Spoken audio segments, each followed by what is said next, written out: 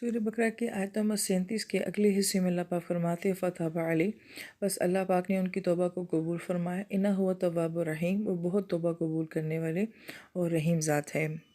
मुफस्सिरीन कराम ये फरमाते हैं कि ताबा का लफ्ज़ अरबी ज़ुबान में इला के साथ भी आता है और अल्लाह के साथ भी आता है। ताबा के अंदर जो माना पाया जाता है वो ये कि किसी का किसी की तरफ माइल होना, मुतवज्जह होना और चेहरा करना भी। तो उलमा कराम ये फरमाते हैं कि जब इंसान किसी से नाराज़ होता है तो अमूमन हम अपनी नज़रें उससे नहीं मिलाते हैं, फ़ेस टू फ़ेस जो है वो हम नहीं होते हैं।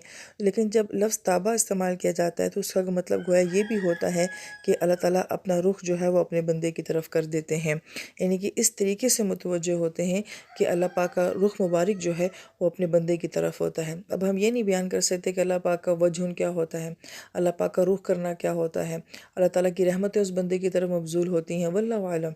लेकिन यह है कि अल्लाह पाक उस बंदे की तरफ डायरेक्टली जो है वो मुतवज्जह हो जाते हैं। और फिर यहाँ पर आदम अलैहिस्सलाम तो अपनी एक गलती की माफ़ी मांग रहे थे, लेकिन आयत मुबारका में जो है वो तव्वाब का लफ्ज़ आया फ़आल के वज़न के ऊपर, जिसमें किसी काम का बार बार करना जो है वो पाया जाता है। तो गोया कि अल्लाह पाक फरमाते हैं कि मैं बार बार तौबा कबूल करने वाला हूँ। तो यहाँ पे हमें समझ आ गई बात कि एक गलती तो सिर्फ़ आदम अलैहिस्सलाम से हुई थी, लेकिन उनकी औलाद जो है वो हज़ारों गलतियाँ करेगी। जैसे कि पीछे भी हमने इसकी तफसीर को जान लिया है। एक होता है कि अल्लाह ताला का अपने बहुत सारे बंदों को बार बार माफ़ करना, ये बात भी हमें समझ आती है। लेकिन एक ही इंसान को जो है वो बार बार माफ़ करना, ये उससे भी आला दर्जे की बात है। और फिर एक ही इंसान जो अपनी ज़िंदगी में कोई एक ही गुनाह तो नहीं करता रहता, वो बहुत सारे गुनाहों को करता रहता है। तो गोया कि बंदे की ज़िंदगी में उसके बहुत सारे गुनाहों को बार बार माफ़ करना जो है, ये माना भी तव्वाब के अंदर पाया जाता है। तो गोया कि फ़आल के वज़न के ऊपर कि अल्लाह ताला की ज़ात जो है वो बार बार तौबा कबूल करने वाली ज़ात है। फिर मुफस्सिर फरमाते हैं कि जब अल्लाह पाक ने तौबा को कबूल कर लिया, माफ़ी मिल गई है, बात ख़त्म हो जानी चाहिए, मगर इसके बाद फिर रहीम भी जो है वो फरमाया। तो गोया कि इसके अंदर जो तसव्वुर दिया जाता है वो ये कि बाज़ औक़ात आप किसी को माफ़ तो कर देते हैं, मगर उससे पहले वाले ताल्लुक़ नहीं रहते, वो दोस्ती, वो मोहब्बत, वो चाहत जो है वो पहले वाली नहीं रहती है। ये हम इंसानों के साथ तो होता है, लेकिन अल्लाह ताला की ज़ात क्या फरमाती है कि मैं जब तौबा कबूल कर लेता हूँ, अपने बंदे को माफ़ कर लेता हूँ, तो बस फिर मैं रहीम भी हो जाता हूँ। तो गोया कि वो पहली वाली मोहब्बत, पहला वाला ताल्लुक़ जो है वो दोबारा बहाल हो जाता है।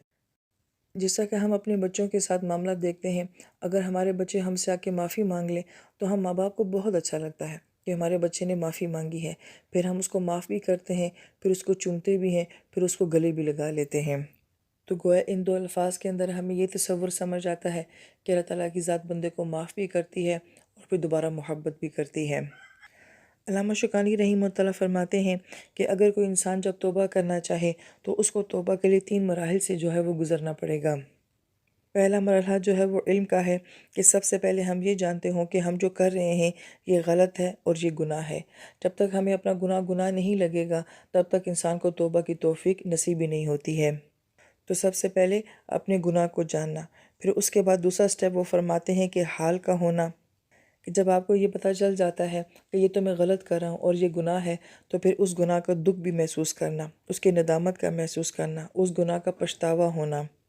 तो गोया कि अपने गुनाह को जानने के बाद फिर दूसरे स्टेप में इंसान की जो है ये हालत और ये कैफियत होनी चाहिए। और फिर तीसरा स्टेप फरमाया कि अमल का होना, कि जब आपने गुनाह को जान भी लिया, उसके ऊपर पछतावा और दुःख भी है, तो अब उसको ठीक करने की कोशिश करना, उस गुनाह की जो है वो तलाफ़ी करना। तो उसके लिए फिर क्या करना पड़ेगा? अमल करना पड़ेगा। मसलन नमाज़ें नहीं पढ़ी थी तो अब उनकी क़ज़ा करनी पड़ेगी, रोज़े नहीं रखे थे, ज़कातें नहीं दी थी तो उन सब की क़ज़ा करनी पड़ेगी।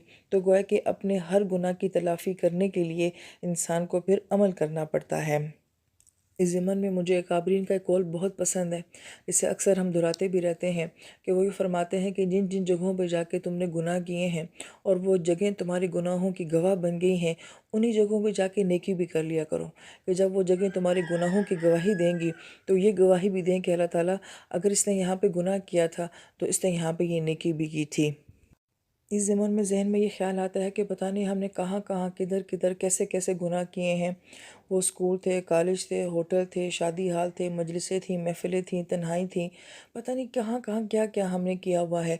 तो फिर अब इंसान वहाँ जाके नमाज़ें तो नहीं पढ़ सकता, वहाँ इतिकाफ़ तो नहीं कर सकता, वहाँ सलातो तस्बीह जाके तो नहीं पढ़ सकता। तो फिर इंसान क्या करे? वल्लाहु आलम। लेकिन दिल में जो ख़्याल अल्लाह पाक ने डाला वो यही कि कम से कम उन जगहों पे जाके जो है अगर कभी गुज़र होना नसीब हो तो इंसान कम से कम माफ़ी माँग ले, استغفار ہی کر لے، کوئی ذکر ہی کر لے، یا اس جگہ پہ کھڑے ہو کے اپنے گناہ کا احساس ہی کر لے کہ مجھے یہاں پہ نہیں کرنا چاہیے تھا، تو امید ہے کہ اللہ تعالیٰ کی ذات جو ہے وہ فضل کے معاملے فرمائے گی انشاءاللہ۔